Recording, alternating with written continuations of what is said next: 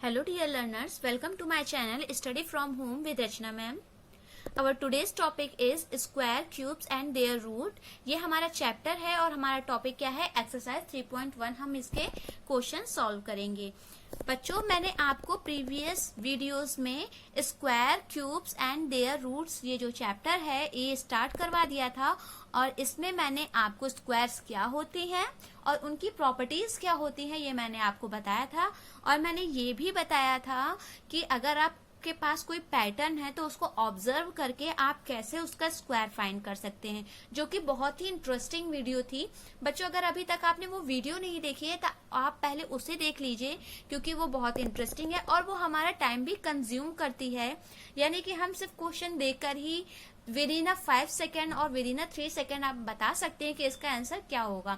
तो इसलिए प्रॉपर्टीज पर मैंने वीडियो बनाई है, स्क्वायर की प्रॉपर्टीज पर, ताकि आप उसे समझ लें. अगर आप उसे समझ गए तो आपको ये चैप्टर बहुत ही आसान लगेगा और बहुत ही जल्दी हम कोई भी क्वेश्चन का आंसर फाइंड कर सकते हैं. ओके, तो चलिए आज का टॉपिक स्टार्ट करते हैं. बच्चों, आज का टॉपिक स्टार्ट करने से पहले मैं आपको कहना चाहूंगी कि अगर आप मेरे चैनल पर न्यू हैं तो इसे सब्सक्राइब कर लीजिए. सब्सक्राइब करने के बगल में ही एक बेल आइकन आएगा, उसे आप प्रेस कर लीजिए ताकि आपको मेरे आने वाली वीडियोस की नोटिफिकेशन मिलती रहे. अगर अभी तक आपने मेरे वीडियो को लाइक नहीं किया है तो इसे आप तुरंत लाइक कर दीजिए और अपने फ्रेंड्स के साथ, अपने रिलेटिव्स के साथ वीडियोस को ज्यादा से ज्यादा शेयर कीजिए ताकि उन्हें भी इसका फायदा मिल सके. ठीक है, चलिए हम अपना टॉपिक स्टार्ट करते हैं. क्वेश्चन हमारा है, identify the numbers that are perfect squares in the following number. यानी कि हमें ये फाइंड करना है कि ये जो हमारे पास नंबर दिए हुए हैं, इन नंबर में कौन से नंबर ऐसे हैं जो परफेक्ट स्क्वायर हैं. ठीक है, तो ये हमें फाइंड करना है. तो आपको मैंने ये बात बताई थी कि परफेक्ट स्क्वायर की ये खासियत होती है कि वो हमेशा पेयर अप में रहता है ना. अगर कोई भी नंबर ऐसा है जिसके अगर हम फैक्टर करें और वो पेयर अप ना हो पाए तो फिर वो हमारा परफेक्ट स्क्वायर नहीं हो सकता. तो चलिए करके देखते हैं. पहला हमारा क्वेश्चन है 24. तो इसे कैसे करेंगे, तो देखिए यहाँ पर है 24 और इसका हमें क्या करना होगा, पहले फैक्टर करना होगा. ठीक है, तो फैक्टर करके देखते हैं. तो 2 की टेबल से डिविजिबल हो जाएगा. 2 1 जा 2, 2 2 जा 4.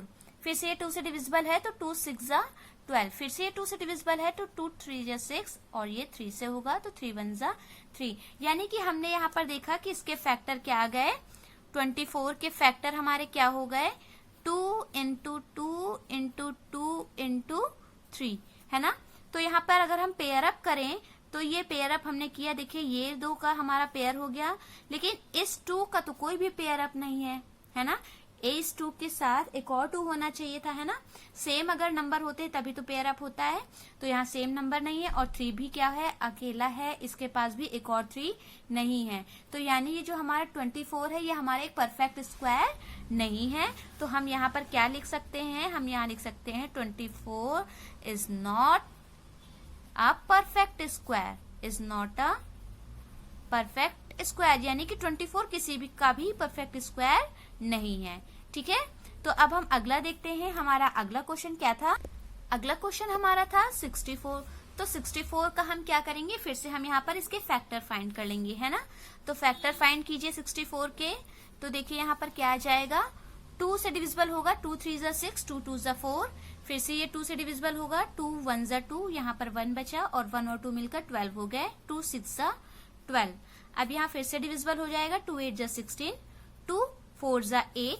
अभी भी ये 2 से डिविजिबल हो सकता है, 2 2 जा 4 एंड 2 1 जा 2.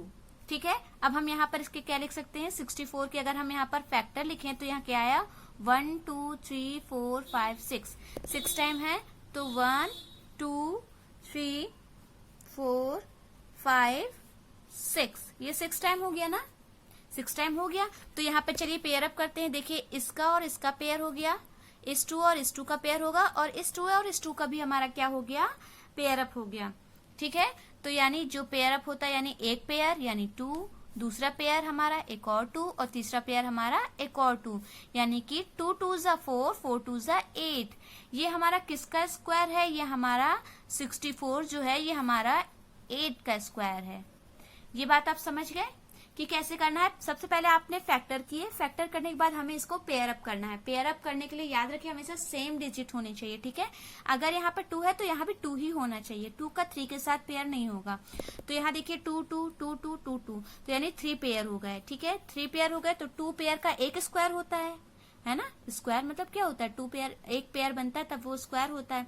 तो 1 2, यहाँ पर एक पेयर हुआ तो 1 2, यहाँ पर एक पेयर हुआ तो 1 2, ठीक है। तो 2 2 जा 4, 4 2 जा 8, तो हमारे ये 8 का स्क्वायर हो गया। 64 हमारा क्या हुआ, 8 का स्क्वायर। और आप करके भी देख सकते हैं 8 8 जा कितना होता है 64, यानी ये हमारा सही है, ठीक है। बहुत आसान है बताना कि परफेक्ट स्क्वायर है कि नहीं है। तो 64 हमारा एक क्या है, परफेक्ट स्क्वायर है। और अगर कोई पूछे कि किसका स्क्वायर है तो आप बता सकते हैं कि 8 का स्क्वायर है, ठीक है। तो आप यहाँ पर आंसर लिख सकते हैं 64 इज अ परफेक्ट स्क्वायर। अभी हम देखते हैं हमारा थर्ड है 270। 270 हमें फाइंड करना है कि परफेक्ट स्क्वायर है कि नहीं। तो चलिए 270 का हमें क्या करना पड़ेगा, फैक्टर करना पड़ेगा। तो फैक्टर करते हैं, इवन नंबर है 2 से डिविजिबल होगा। 2 1 जा 2, यहाँ पर 2 3 जा 6 हुआ, यहाँ 1 बचा, 1 और 0 10 हो गए। 2 5 जा 10, ठीक है। अब ये किससे डिविजिबल होगा, ये 3 से डिविजिबल होगा कि नहीं। 5 + 3 8 और 1 9, यानी ये 3 से डिविजिबल हो जाएगा। आपको डिविजिबिलिटी तो आती होगी, है ना। 3 की डिविजिबिलिटी क्या होती है, सम ऑफ डिजिट्स। तो अगर हमने सम ऑफ डिजिट किया 9 आया, और 9 अगर 3 के टेबल में आता है तो ये नंबर भी 3 से डिविजिबल हो जाएगा। तो चलिए करते हैं 3 4 जा 12, यहाँ कितना बचा 1 1 और 5 15, तो 3 5 जा 15। अभी भी ये 3 से डिविजिबल होगा, तो ये क्या हो जाएगा 3 से 3 1 जा 3, यहाँ 1 बचा, 1 और 5 15, 3 5 जा 15। अभी भी 3 से डिविजिबल होगा, 3 5 जा 15। अब ये 5 से होगा तो 5 1 जा 5। तो हमारे फैक्टर क्या आ गए, 270 के हमारे फैक्टर क्या आ गए, 2 × 3 × 3 × 3 × 5। अब आप यहाँ पेयर अप अगर करते हैं तो आप यहाँ देखिए 3 और 3 का ये पेयर अप हो गया, लेकिन ये 2 अलोन है, ये 3 अलोन है, और ये 5 भी क्या है, अलोन है। इनका कोई पेयर अप नहीं बन पा रहा है क्योंकि सिमिलर डिजिट नहीं है। तो इसलिए 270 हमारा क्या नहीं हो सकता, एक परफेक्ट स्क्वायर नहीं हो सकता। तो आप लिख सकते हैं 270 is not a perfect square, ठीक है। ये परफेक्ट स्क्वायर नहीं है किसी भी नंबर का। ओके स्टूडेंट्स, अब हम अपना नेक्स्ट क्वेश्चन देखते हैं। ये हमारा है 625। ये बेटा आपको मुझे बताना है कमेंट सेक्शन में कि 625 परफेक्ट स्क्वायर है कि नहीं। जैसे मैंने अभी आपको बताया वैसे आपको 625 का निकालना है, ठीक है। आपको मुझे बताना है कि ये परफेक्ट स्क्वायर है या नहीं है। चलिए क्वेश्चन नंबर 2 देखते हैं। Which of the following numbers are the square of odd number. आपको ये क्वेश्चन कुछ नंबर्स दिए गए हैं और आपको बताना है इसमें से कौन सा नंबर ऑड नंबर का स्क्वायर है। ऑड नंबर का स्क्वायर कौन सा नंबर है। तो जैसा कि मैंने आपको जब प्रॉपर्टीज ऑफ स्क्वायर पढ़ाया था लास्ट वीडियो में, तो मैंने उसमें आपको बताया था कि ऑड नंबर्स के स्क्वायर हमेशा ऑड होते हैं और इवन नंबर्स के स्क्वायर हमेशा क्या होते हैं, इवन होते हैं। तो ये फाइंड करना बहुत ही आसान है कि ऑड नंबर के स्क्वायर इसमें कौन से हैं। चलिए फाइंड करते हैं। ये देखिए ये ऑड नंबर है क्योंकि लास्ट में 9 है, तो यानी ये किसका होगा, ऑड नंबर का स्क्वायर। टिक कर देते हैं, ठीक है। यहाँ देखिए ये भी ऑड है, तो इसका मतलब ये भी हमारा क्या होगा, ऑड नंबर का स्क्वायर होगा। ये हमारा नंबर लास्ट में 4 लिखा है, इवन हो गया, और इवन हमारा ऑड नंबर का स्क्वायर नहीं हो सकता, तो ये हमारा क्या होगा, नहीं होगा, ठीक है। यहाँ देखिए 440, ये भी हमारा इवन नंबर है, और जबकि क्या होना चाहिए, ऑड नंबर होना चाहिए। ऑड नंबर का स्क्वायर हमारा हमेशा ऑड नंबर होता है, तो ये भी हमारा नहीं हुआ। ये देखिए ये ऑड नंबर है, तो यानी ये हमारा ऑड नंबर का स्क्वायर होगा। ये हमारा इवन नंबर है, तो ये हमारे ऑड नंबर का स्क्वायर नहीं होगा, ठीक है। सिमिलरली अगर हम देखें क्वेश्चन नंबर 3 हमारा, तो which of the following numbers are the square of even number. आपको बताना है इसमें से कौन से ऐसे नंबर हैं जो इवन नंबर के स्क्वायर हैं। सेम इसी क्वेश्चन का अपोजिट वाला क्वेश्चन है। जैसा कि अभी आपको मैंने बताया कि इवन नंबर का स्क्वायर हमेशा इवन होता है और ऑड नंबर का स्क्वायर हमेशा ऑड होता है। तो इवन नंबर का स्क्वायर हमेशा क्या होगा, इवन होगा। तो इसमें से देखते हैं कौन सा इवन है। ये ऑड है, तो ये इवन नंबर का स्क्वायर नहीं हो सकता। ये भी ऑड है, ये भी इवन नंबर का स्क्वायर नहीं हो सकता। ये इवन है, तो यानी ये इवन नंबर का क्या होगा, स्क्वायर होगा। 324 भी एक इवन नंबर है, तो ये भी 324 भी क्या होगा, इवन नंबर का स्क्वायर होगा। 225 एक ऑड नंबर है, तो ये हमारे इवन नंबर का स्क्वायर नहीं हो सकता। ये हमारा इवन नंबर का स्क्वायर होगा क्योंकि ये हमारा इवन नंबर है। ठीक है, चलिए देखते हैं क्वेश्चन नंबर 4 हमारे पास क्या है। Find the square of the following. हमें इसका स्क्वायर फाइंड करना है। बहुत ही ज्यादा आसान क्वेश्चन है। तो स्क्वायर फाइंड करने के लिए आपको पता है कि स्क्वायर हमारे क्या होते हैं, किसी भी नंबर को उसी नंबर से अगर दोबारा ही मल्टीप्लाई कर देते हैं तो हमारा स्क्वायर हो जाता है। यानी 29 का स्क्वायर हमें फाइंड करना है। तो कैसे करेंगे, 29 को मल्टीप्लाई कर देंगे 29 से। ठीक है, तो चलिए मल्टीप्लाई करते हैं। 29 को 29 से मल्टीप्लाई कीजिए। 9 9 जा 81, 8 कैरी, 9 2 जा 18, 9 1 जा 9 2 जा 18 और 18 और 8 जो कैरी था हमारा, तो हमारा कितना हो गया 26। तो यहाँ पर लिखेंगे 26। फिर यहाँ मल्टीप्लाई, यहाँ पर देखिए 2 9 जा 18 होता है, तो 18 का 8 कैरी 1, 2 2 जा 4 और 1 5 हो गया। तो यहाँ हमारा सम कितना आया, ये हुआ, यहाँ पर हुआ 1।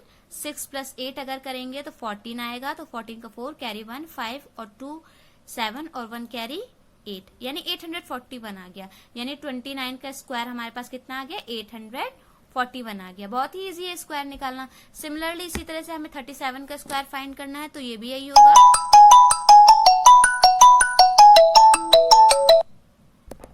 सिमिलरली हमें अगर 37 का स्क्वायर फाइंड करना है तो यहाँ भी यही होगा। तो ये सॉल्यूशन हमारा क्या हो जाएगा, 37 का स्क्वायर कैसे फाइंड करते हैं, 37 × 37 है ना। तो यहाँ पर लिख लीजिए 37 को 37 से मल्टीप्लाई कीजिए। 7 7 जा 49, 9 4 कैरी, 7 3 जा 21 और 4 25। ठीक है, 3 7 जा 21, 1 2 कैरी, 3 3 जा 9 10 और 11 आ गया। अब इसे हम क्या कर लेंगे, ऐड कर लेंगे। 9 का 9, 5 और 1 6, 2 और 1 3 एंड 1, यानी कि 37 का स्क्वायर हमारे पास कितना आ गया, 1369। यहाँ भी आप देख पा रहे हैं कि ऑड नंबर का स्क्वायर हमेशा ऑड आता है ना। यहाँ देखिए ऑड नंबर का स्क्वायर हमेशा ऑड आता है। चलिए ठीक है, तो आपको ये पता चल गया कि आप स्क्वायर कैसे फाइंड करेंगे। स्टूडेंट्स, इसके आगे के क्वेश्चन मैं आपको नेक्स्ट वीडियो में बताऊंगी। यहाँ तक अगर आपको समझ में आया हो तो आप मेरे वीडियो को जरूर से जरूर लाइक कीजिए, और मैं हर वीडियो के लास्ट में एक क्वेश्चन पूछती हूँ, उसका कमेंट बॉक्स में रिप्लाई जरूर कीजिएगा। Okay, thank you.